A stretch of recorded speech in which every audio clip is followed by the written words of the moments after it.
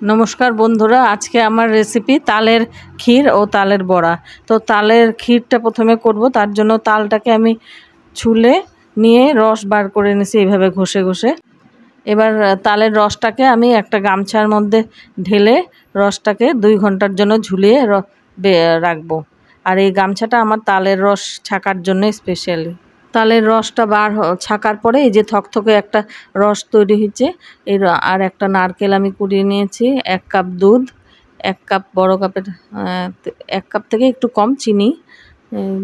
চিনিটা স্বাদ অনুযায়ী যে যেরকম খায় ওইভাবে দিলে হলো। এবার এই রসটাকে আমি কড়াইয়ের মধ্যে দিব, সঙ্গে নারকেল কোড়াও দিব। অল্প নারকেল কোড়া আমি রেখে দিব, পুরোটা দিব না। এগুলোকে নাড়াচাড়া করে নেব। দেওয়ার পরে শুকনো খোলায় একটু ভাজা ভাজা তালের কাঁচা ভাবটা যাবে।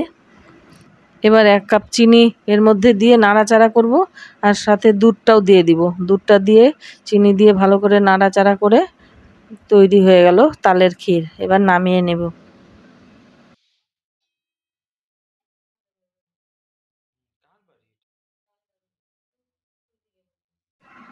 তালের বড়া বানানোর জন্য আমি অল্প করে আলাদা তালের রসটা রেখেছিলাম, অল্প নারকেল কোড়া, তার মধ্যে 3 চামচ ময়দা আর 3 চামচ চিনি দিয়ে ভালো করে মেখে নিব সব দিয়ে একসাথে।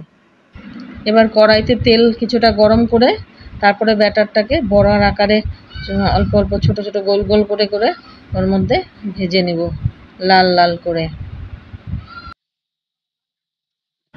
বড়াগুলোর 4-5টা লাল লাল ভাজা মতন হয়ে গেলে না এক এক করে সব নামিয়ে নেব। আমার তালের ক্ষীর আর তালের বড়া তৈরি খাওয়ার জন্য।